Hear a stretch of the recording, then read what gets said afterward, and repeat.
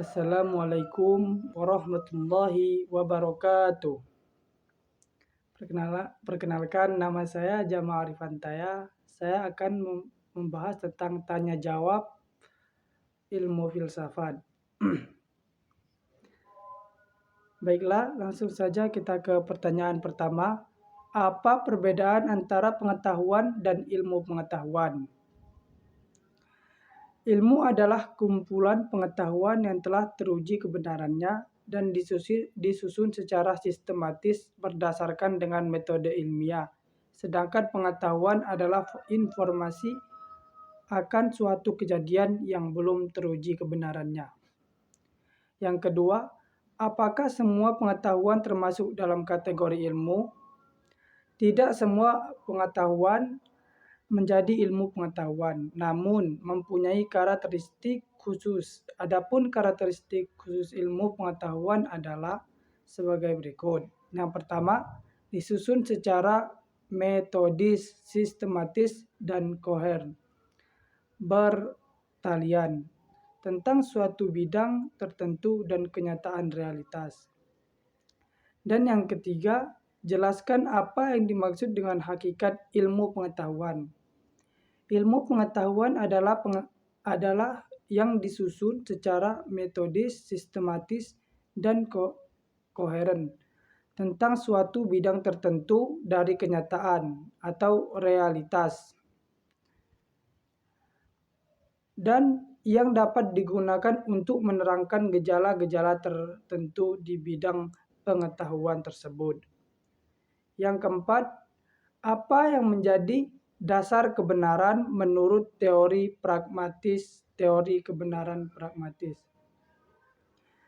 Menurut teori ini, suatu pernyataan atau pemikiran dikatakan benar apabila dapat mendatangkan manfaat atau kegunaan pada banyak orang. Jadi, tidak cukup bila suatu pernyataan dilihat secara korespondensi atau koherensi. Dan yang kelima, jelaskan apa pandangan aliran pragmatisme tentang kebenaran. Pragmatisme adalah aliran filsafat yang berpandangan bahwa kriteria kebenaran suatu ialah apakah sesuatu itu memiliki kegunaan bagi kehidupan nyata. Oleh sebab itu, kebenaran sifatnya menghadi relatif, tidak mutlak. Dan yang keenam, apa yang dimaksud dengan kebenaran koherensi dalam penelitian matematika? Kebenaran koherensi adalah teori kebenaran yang didasarkan kepada kriteria koheren atau konsistensi. Suatu pernyataan disebut benar bila sesuai dengan jaringan koherensi dan pernyataan-pernyataan yang berhubungan secara logis. Yang ketujuh, mengapa logika disebut sebagai sarana berpikir ilmiah? Dikarenakan logika mengarahkan manusia untuk berpikir dengan benar sesuai dengan kaidah-kaidah berpikir yang benar. Dengan logika, manusia dapat berpikir dengan sistematis dan dapat dipertanggungjawabkan kebenarannya. Dan yang ke-8, sarana apa saja yang mendukung seseorang untuk berpikir ilmiah? Sarana tersebut ada 4. Sarana pokok dalam berpikir ilmiah yaitu logika, matematika, bahasa, dan statistika. Terkait logika sudah dibahas, yaitu logika dedukatif, indukatif, abduktif, dan zauki. Dan yang ke-9, mengapa diperlukan metode berpikir dalam membuat sebuah karya ilmiah? Oleh karena itu, fungsi metode berpikir ilmiah adalah membantu proses metode ilmiah untuk memperoleh pengetahuan atau teori lain. Dan yang ke-10, bagaimana proses ontologi itu dapat menunjukkan tentang kebenaran. Ontologi tidak secara langsung menunjukkan kebenaran dan suatu hal atau perkara. Namun, melalui proses ontologi, kita dapat memperoleh pemahaman yang lebih mendalam tentang bagaimana hal-hal di alam semesta ini berhubungan satu sama lain dan bagaimana mereka saling terkait. Dan yang ke-11 adalah bagaimana peran ontologi, epistemologi, dan aksiologi dalam ilmu pengetahuan. Ontologi menjelaskan mengenai pertanyaan apa, epistemologi menjelaskan pertanyaan bagaimana, dan aksiologi menjelaskan pertanyaan untuk apa. Dan yang ke-11 adalah kenapa epistemologi menjadi bagian penting yang harus dipelajari oleh seseorang dalam memahami suatu ilmu. Epistemologi dipelajari agar bisa membantu manusia untuk memahami macam asumsi dasar ilmu pengetahuan, serta memahami kekuatan dan kelemahan dalam setiap metode ilmiah. Dan yang ke-13, bagaimana pandangan filsafat Socrates tentang manusia.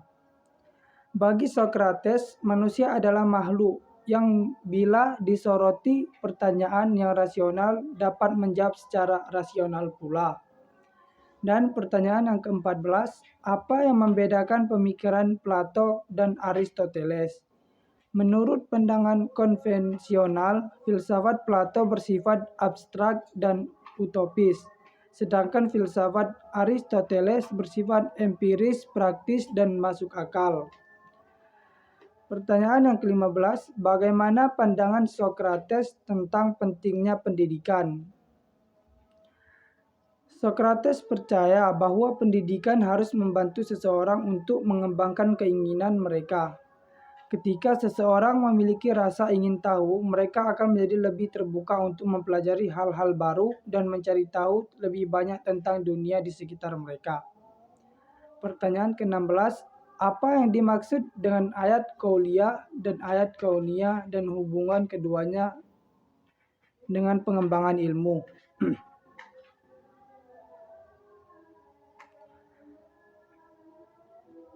Dari ayat qauliyah adalah ayat-ayat yang dapat dipelajari dalam Al-Quran, sedangkan ayat kauniyah adalah fenomena-fenomena yang terjadi di sekitar kita, misalnya peristiwa alam, sosial, dan sebagainya. Pertanyaan yang ke-17, apakah ada hubungan antara ayat kauniyah dengan ayat qauliyah? Hubungan antara ayat-ayat qauliyah dan kauniyah adalah sangat erat sekali.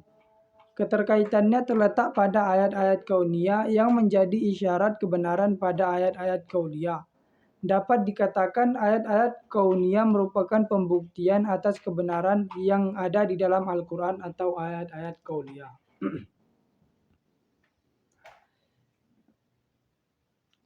Pertanyaan yang ke-18, apakah semua ilmu pengetahuan bersumber dari Al-Quran? Semua ilmu pengetahuan bersumber dari Maha Pencipta dan diajarkan kepada umat manusia melalui Al-Quran. Mulai dari kosmologi, astronomi, fisika, matematika, dan lain-lain sampai pada ilmu kedokteran, semuanya bersumber dari Al-Quran. Pertanyaan yang ke-19. Bagaimana cara manusia memperoleh ilmu pengetahuan menurut Al-Farabi? Dalam risalahnya, Al-Farabi menjelaskan tentang eksistensi manusia untuk memperoleh ilmu pengetahuan melalui 5 tahap. Yang pertama, pertumbuhan, mengindera, bernafsu, menghayal, dan berpikir. Pertanyaan yang ke-20. Bagaimana konsep Al-Kindi dalam menggambarkan tentang ketuhanan? Tentang hakikat Allah, Al-Kindi menjelaskan bahwa Allah wujud yang hak, al-aniyah atau al-haqqo, yang tidak ada ketiadaan selama-lamanya, yang senantiasa dan akan selalu demikian oleh wujud apapun. Wujudnya tak berakhir dan tak ada wujud sesuatu tanpa wujudnya. Pertanyaan yang ke-21. Bagaimana penjelasan Al-Kindi terkait dengan hubungan agama dan filsafat? Al-Kindi mengatakan bahwa filsafat hendaknya diterima sebagai bagian dari kebudayaan Islam karena filsafat merupakan pengetahuan tentang kebenaran. filosof Muslim sebagaimana filosof Yunani percaya bahwa kebenaran jauh berada di atas pengalaman. Pertanyaan yang ke-22. Mengapa pemikiran filsafat pada empirisme memiliki sifat yang bertentangan dengan rasionalisme? Ajaran pokok empirisme berlawanan dengan rasionalisme karena rasionalisme menganggap pengenalan pengetahuan oleh indera bersifat tidak jelas, sedangkan empirisme meyakini bahwa indera merupakan alat pengenalan pengetahuan yang sepenuhnya paling jelas. Pertanyaan yang ke-23. Bagaimana pandangan empirisme berbeda dari rasionalisme dalam konteks pendidikan? Ini menunjukkan bahwa empirisme melihat manusia lahir seperti kertas kosong yang memosisikan anak sebagai objek pendidikan. Adapun rasionalisme melihat manusia lahir dengan membawa potensi yang memosisikan anak menjadi subjek dari pendidikan. Pertanyaan yang ke-24, apa persamaan antara rasionalisme dan empirisisme? Persamaan antara rasionalisme dan empirisme adalah rasio dan indera manusia sama-sama berperan dalam pembentukan pengetahuan. Pertanyaan yang ke-25, apa yang menjadi fokus utama dalam penelitian fenomenologi?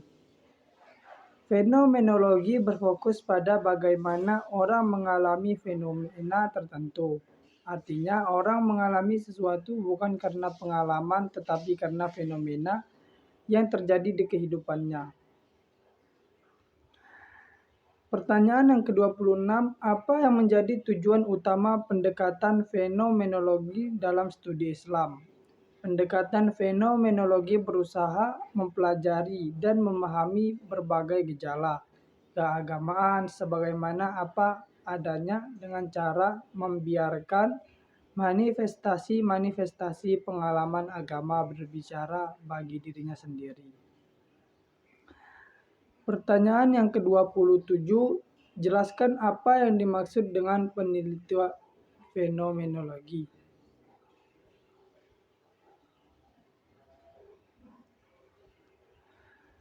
Fenomenologi bisa diartikan sebagai studi tentang pengalaman hidup seseorang atau metode untuk mempelajari bagaimana individu secara subjektif merasakan pengalaman dan memberikan makna dari fenomena tersebut. Pertanyaan yang ke-28, apakah paradigma dalam ilmu pengetahuan dapat berubah? Paradigma dapat berubah seiring perkembangan ilmu pengetahuan dan teknologi. Dan pertanyaan ke-29, bagaimanakah definisi paradigma menurut pandangan Thomas? Istilah paradigma menjadi titik tekan dalam epistemologi. Thomas Kuhn adalah pada perkembangan ilmu secara revolusioner, dalam artian bahwa paradigma yang lama akan berkembang dengan paradigma yang baru, agar mencapai suatu kebenaran yang ilmiah. Pertanyaan ke-30, bagaimana paradigma pengembangan ilmu pengetahuan dalam Islam? Dalam sudut pandang Islam, mempelajari suatu ilmu merupakan suatu ibadah kepada Allah dan terdapat beberapa maklumat tertentu dalam proses menuntut ilmu. Pertanyaan ke-31, apa yang melatar belakangi adanya islamisasi ilmu pengetahuan? Faktor utama yang melatar belakangi munculnya gagasan islamisasi ilmu pengetahuan Al-Faruqi adalah kondisi kehidupan umat Islam yang dinilainya terbelakang dalam berbagai aspek. Pertanyaan ke-32, faktor apa saja yang mendorong terjadinya islamisasi di Indonesia? Faktor yang mendorong berkembangnya Islam di Indonesia adalah ajaran Islam yang sederhana dan mudah dimengerti. Islam tidak mengenal kasta dan adanya akulturasi budaya. Dan pertanyaan yang ke-33, bagaimana kedudukan ilmu serta urgensi ilmu dalam Islam? Di dalam Islam, menuntut ilmu juga merupakan suatu ibadah kepada Allah dan terdapat beberapa maklumat tertentu dalam proses menuntut ilmu. Pentingnya mempunyai ilmu adalah untuk membuktikan kekuasaan Allah Subhanahu wa taala. Baiklah, sampai di sini saja tanya jawab kita pada filsafat. Assalamualaikum warahmatullahi wabarakatuh.